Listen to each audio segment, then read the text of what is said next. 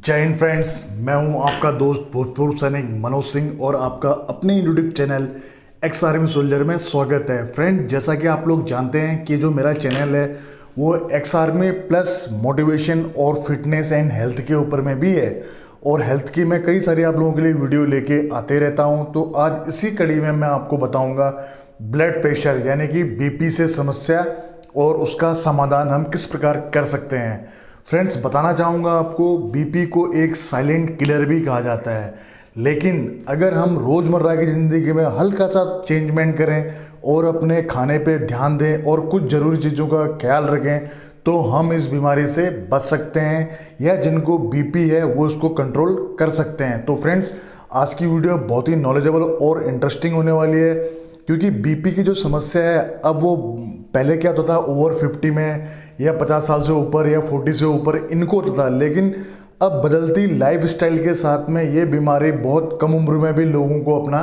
शिकार बना रही है। तो फ्रेंड, जानेंगे ब्लड प्रेशर से रोकथाम और उसके उपाय। तो without wasting any time video start करते हैं।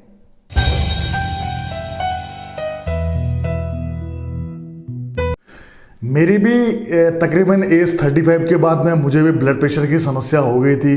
तो मैंने साल या 2 साल मैंने भी टैबलेट्स खाई, कई लोसार्टेन और 1-2 टैबलेटें मेरे को मिक्स करके दे देते थे, तो वो मैंने खाई साल 1.5 साल तक।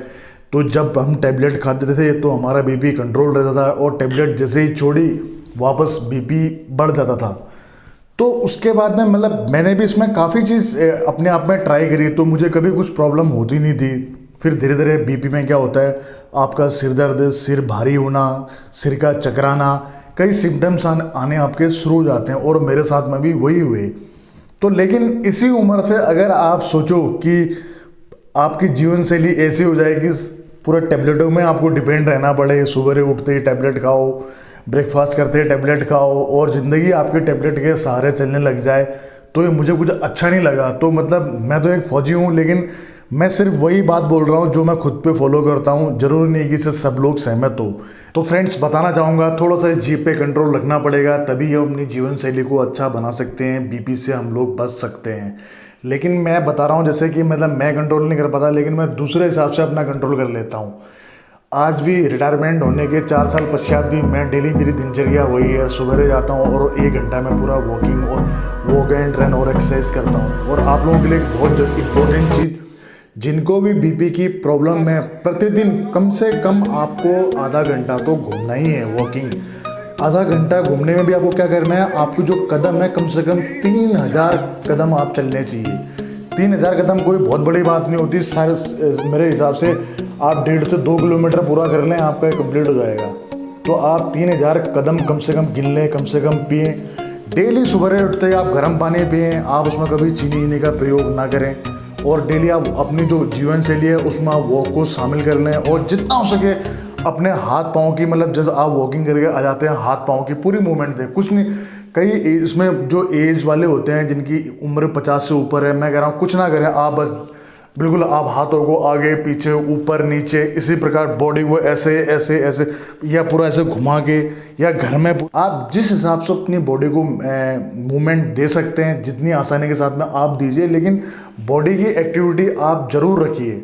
आप बिल्कुल ऐसी जीवन शैली मत बनाइए कि खाना पीना खाया, आप बैठे, ऑफिस में काम किया, चेयर पे बैठे, आए घर में बस ना, उससे आपका कुछ नहीं होगा और आपका कोलेस्ट्रॉल बढ़ेगा। आप जितना हो सके अपनी बॉडी को मूवमेंट दें।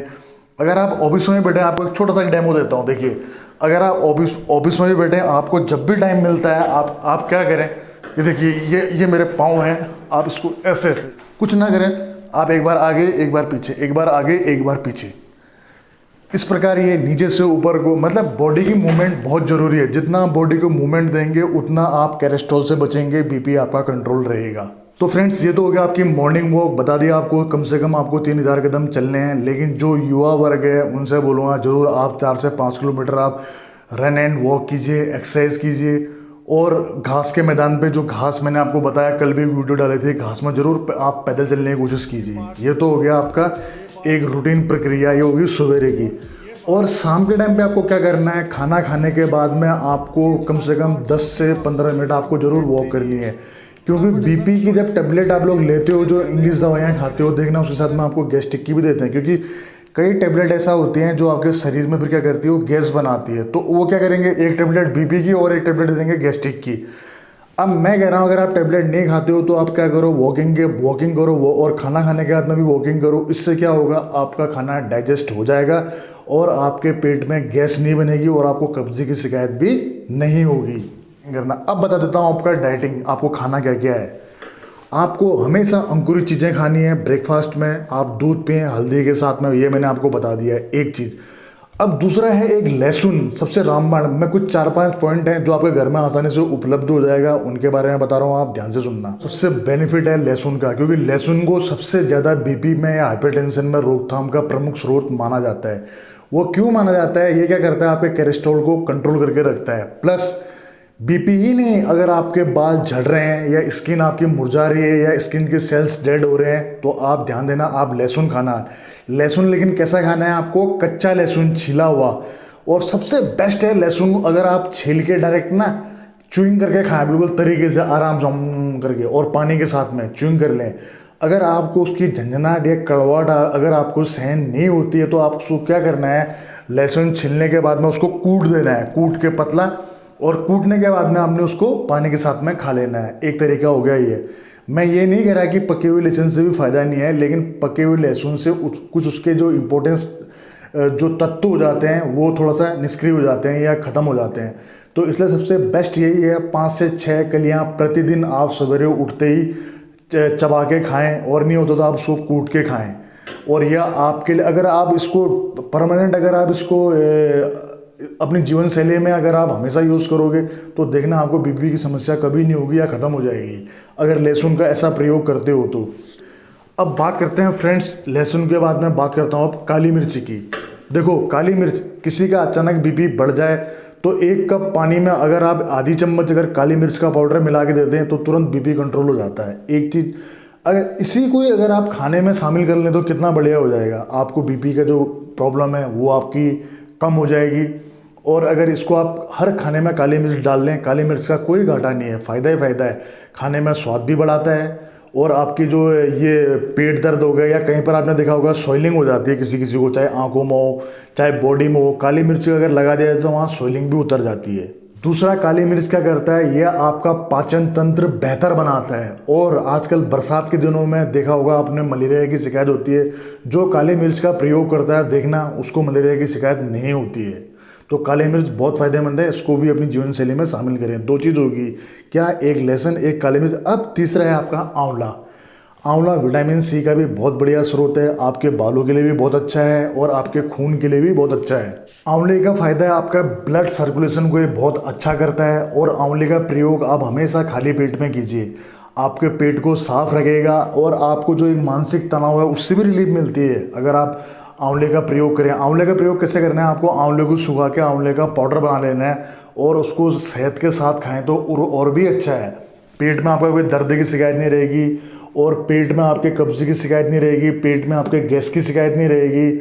आंवले के तो 1000 वरदान है, बालों के लिए बहुत अच्छा है, बालों में चमक रहती है जो। और आंवले का पाउडर तो बोलते हैं यूज़ भी करो तो वाइट बाल भी काले होने लग जाते हैं और बालों का झड़ना बंद हो जाता है। आपकी आंखों के लिए भी आंवला बहुत अच्छा है। अब बात करते हैं फ्रेंड्स में 4th पॉइंट की, वो है आपका अदरक। अदरक क्या करना है आपने, 1 इंच अदरक को 1 कप आप पानी में डाल, 1 कप पानी लेना और उसको 5 मिनट तक गर्म करना है उबलता हुआ, और उसमें अदरक को डाल देना है आपने। फिर क्या करना है आपको, उसको अदरक के पानी को छान के और इसको पीना है। आप इसको पीजिए, आपका बीपी कंट्रोल रहेगा और आपको बीपी की शिकायत नहीं रहेगी।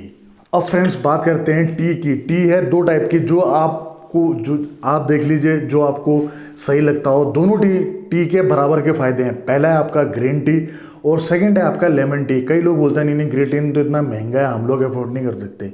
सबसे पहले बताता हूँ आपको ग्रीन टी के फ़ायदे। ग्रीन टी आप अगर आप दिन में कम से कम आप 2 बार या 3 बार पीते हैं या 4 बार भी पीते हैं, ग्रीन टी का कोई नुकसान नहीं है। आपको क्या करता है, मेंटली स्ट्रेस से ये दूर करता है, मतलब जो आपका मानसिक तनाव होता है उसको भगाता है।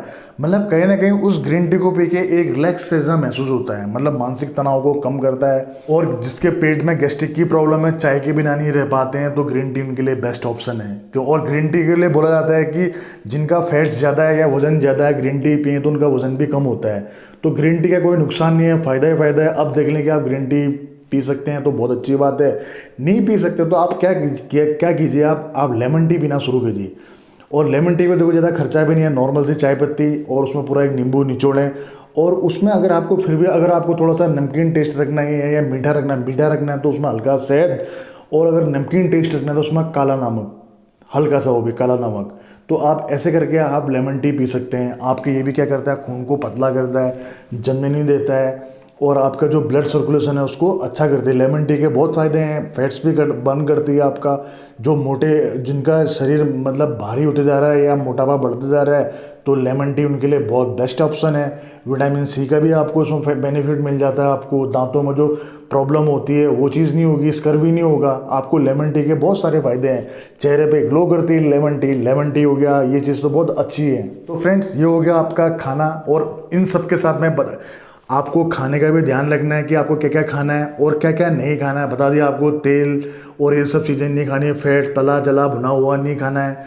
और खाने के साथ साथ में आपको एक्सरसाइज डेली करनी है। डेली मैंने बता दिया आपको कम से कम 3000 कदम चलने हैं, और जितना हो सके बॉडी की मूवमेंट देखनी है। कुछ नहीं करना तो खड़े खड़े उछलते रहो, मतलब बॉडी की आपने मूवमेंट देते रहनी है। मतलब बॉडी को अभी से ये नहीं कि सोने वाला नहीं है, ऑफिस से आया बैठे रह गए और घर आया खाया पिया सो गए ना। आपको सवेरे भी वॉकिंग करनी है और शाम को भी वॉकिंग करनी है। आपको जो डिनर है उसके बाद में आपको 10 से 15 मिनट वॉक करनी है। इससे आपको गैस्ट्रिक की कोई समस्या नहीं होगी और आप हमेशा हेल्थ रहोगे। और फ्रेंड्स, इसमें आपको अगर मेरे से द्वारा कोई और पॉइंट छूट गए हो तो आप बता देना, मैं नेक्स्ट में क्लियर कर दूंगा। वैसे इतना कर लेना, देखना आपका बीपी अवश्य कंट्रोल होगा।